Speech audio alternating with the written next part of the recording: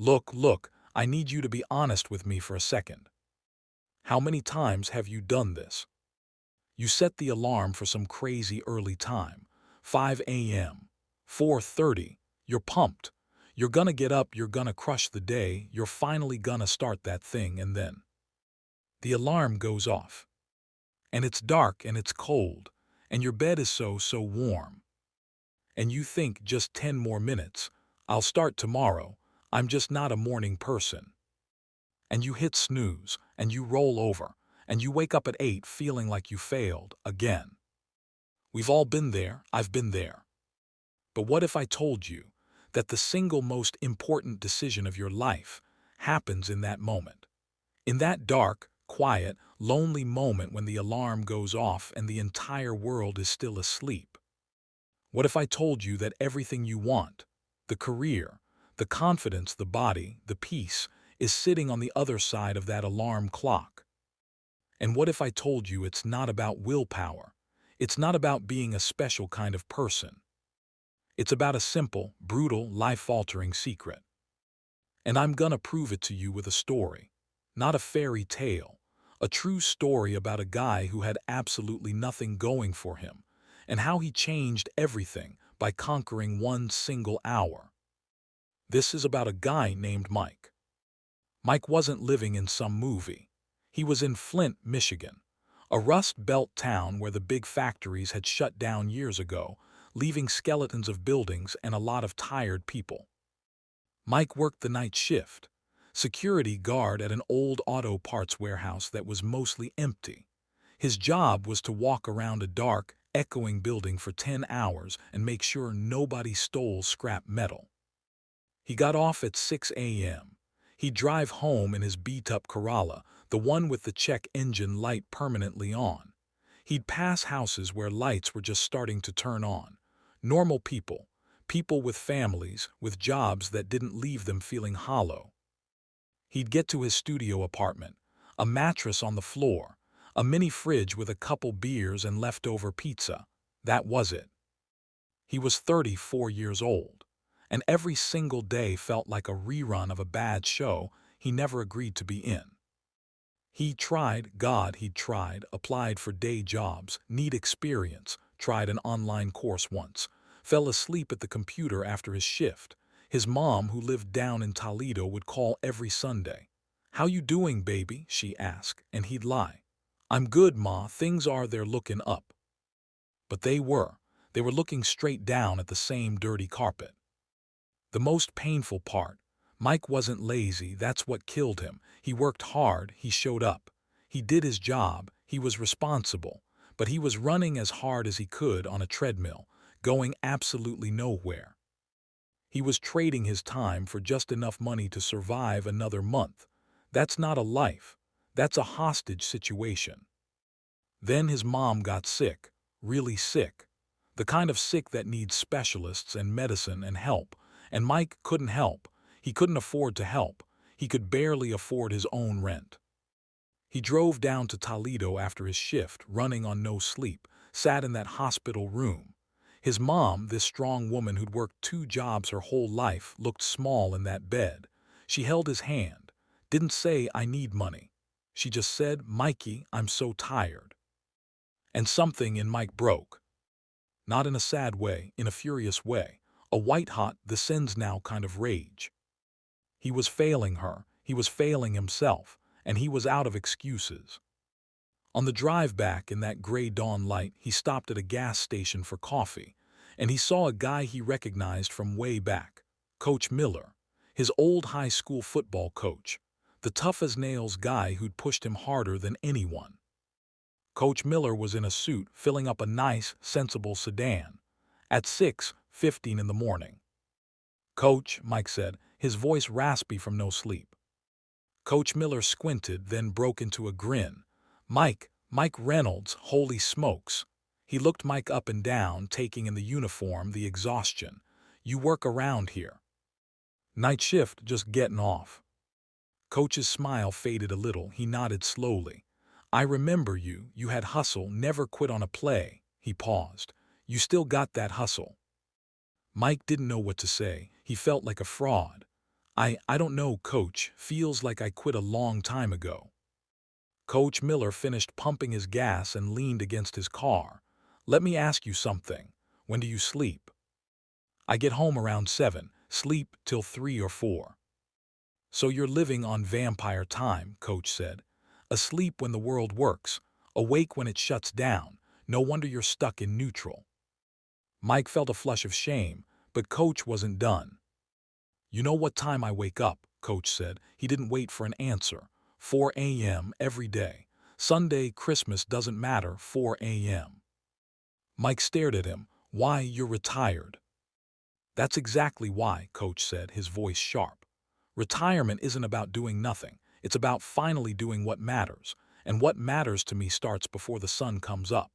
He looked Mike dead in the eye. Listen to me. The most valuable real estate on earth isn't in New York or LA, it's the space between your ears. Between 4 a.m. and 7 a.m. That's when you build your future.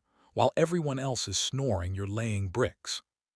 He pulled out a business card from his wallet. He was a financial advisor now and wrote something on the back. My cell. You call me tomorrow, not at night, in the afternoon, but only if you're ready to do something that's gonna suck for a while, only if you're ready to stop being a passenger in your own life. Mike took the card. His hands were shaking. That night, for the first time ever, Mike went to bed at 9 p.m. He set his alarm for 4:55 a.m. Not 5, 4:55, just to beat Coach's time by 5 minutes. When that alarm blared, it was the hardest thing he'd ever done. His body screamed.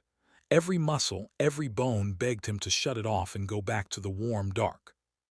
But he saw his mom's face. He heard Coach's voice, only if you're ready.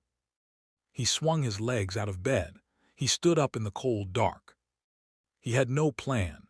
He just made coffee and sat at his little table, staring at the wall. This was it. This was the secret time, and he had no idea what to do with it. So he called Coach that afternoon. You up, was how Coach answered. Yeah, Mike said. Good. Day one, here's the deal. You're gonna feel like garbage for 2 weeks. Your body's gonna rebel. Ignore it, it's a liar. He laid out the system. The Toughness Protocol, he called it.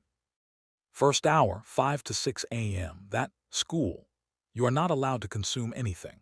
No news, no social media, no ESPN. You asterisk create. You learn, pick one skill. One, something that makes you money. Coding, real estate licensing, digital marketing, I don't care. You use that hour to get smarter in one specific money-making way. YouTube is free. Libraries are free. No excuses. Second hour, 6 to 7 a.m. That, the grind. First 30 minutes, move your body. You don't need a gym, push-ups, a run, a walk. Your body is the tool you use to build your life. Keep the tool sharp. Last 30 minutes, plan your attack. What are the 3 things you absolutely must get done today to move forward? Write them down. That's your mission. Then Coach gave him the rules, the non-negotiable laws. Rule 1, the bed is lava. Your feet hit the floor the second the alarm sounds. You do not think, you do not negotiate, you move. Rule 2, you are in bed, lights out, at 9 p.m. You guard that 9 p.m. bedtime like it's your job, because it is. You cannot win the morning if you lose the night. Rule 3, you do this every single day. Weekends don't exist. Holidays don't exist. Your future doesn't take days off. Mike started the next day. He chose to learn about digital marketing, Facebook ads, stuff he saw everyone talking about. That first hour was agony. His eyes glazed over watching tutorials.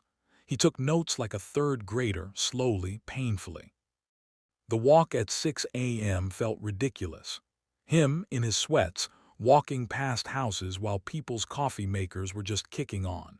He felt like an imposter. But he did it. Day 2 was worse. Day 3, he almost cried from fatigue. But around day 10, something tiny shifted. He woke up a minute before the alarm, just 1 minute.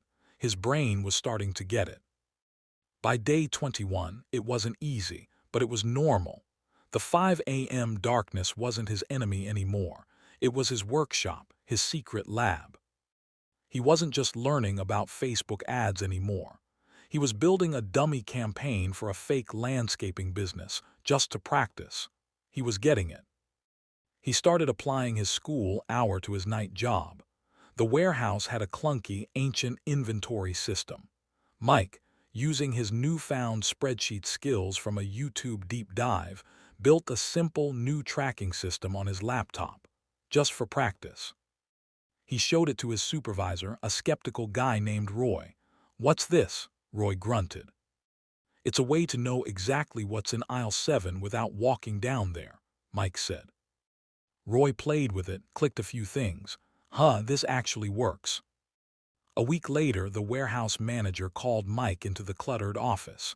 "Roy showed me your little spreadsheet. You know how long we've been trying to get corporate to buy us a new system? Years. You built this, when?" "In the morning, sir, before my shift." The manager stared at him. "You built a solution to a problem we have on your own time." Mike just nodded. 3 months to the day after he first called Coach Miller, Mike got a new job, not a promotion, a whole new job, day shift, logistics coordinator, a 40% pay bump. He'd be using that spreadsheet system for the whole district. He called Coach, his voice thick with emotion. "I did it. They gave me a real job." Coach was quiet for a second. Then he said, "I know." "You know?" "The warehouse manager is my client's brother. He called me for a reference last week." Mike was stunned.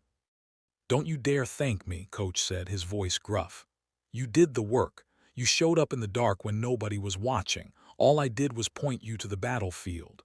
You were the one who fought. Now listen. The job isn't the prize. The man you became to get the job, that's the prize. Don't you ever stop waking up at 5 a.m. That's not a tactic anymore. That's who you are." Mike didn't stop. A year later, he'd brought his mom to live with him in a proper 2-bedroom apartment. He'd paid off the Corolla. He was taking business classes at the community college during his 5 a.m. session. People asked him, "Mike, why are you still getting up so early? You made it." And he'd say, "I'm not getting up early to make it. I'm up early because that's when I build. The day I stop building is the day I start dying." So here we are. You and me. You might not be a night shift security guard in Flint, but I bet you know the feeling, that treadmill feeling, that running but not moving feeling. You have dreams that feel stuck behind glass. You have a version of yourself you keep promising you'll become tomorrow. Mike's story proves one thing and one thing only. The bridge between the life you have and the life you want is built in the dark, before anyone else is awake to distract you, to doubt you, to demand anything from you. Those early morning hours, they're sacred. Not because they're magical, but because they're empty asterisk. Empty of your boss's emails, empty of your family's needs, empty of the world noise. It's just you and your potential and a choice. The world's most successful people, the CEOs, the artists, the athletes, they don't own this secret because they're special. They're special because they own this secret. They've claimed that silent, powerful time for themselves. They win the day before most people have even hit snooze for the first time. So here is your challenge, the same one Coach gave Mike. Tonight, you set your alarm for 5 a.m., not 5:30, 5, and you put your phone or your alarm clock on the other side of the room. You make it so that when it goes off, you have to physically get out of bed to turn it off. That's the first battle. Win it by making retreat impossible. Decide tonight what your school hour is for. What's the one skill, the one project, the one thing that, if you got significantly better at it, would change your financial or physical reality? Be specific. Get Healthier is not a plan. Complete Module 1 of that Google Analytics course is a plan. Protect your 9 p.m. bedtime like your future depends on it, because it does. The late night scroll, the one more episode, that's not relaxation. That's sabotage. It's you stealing from your tomorrow. The first week will feel like a mistake. You'll be tired. You'll question everything. Your mind will come up with brilliantly logical reasons why this is stupid and you should go back to sleep. That voice is the voice of your old life, the comfortable, stagnant, unfulfilled life. It doesn't want to die. You have to outlast it. Do this for 21 days, just 21. Not to become a millionaire, not to get a promotion. Do it to prove to yourself that you can keep a promise to yourself.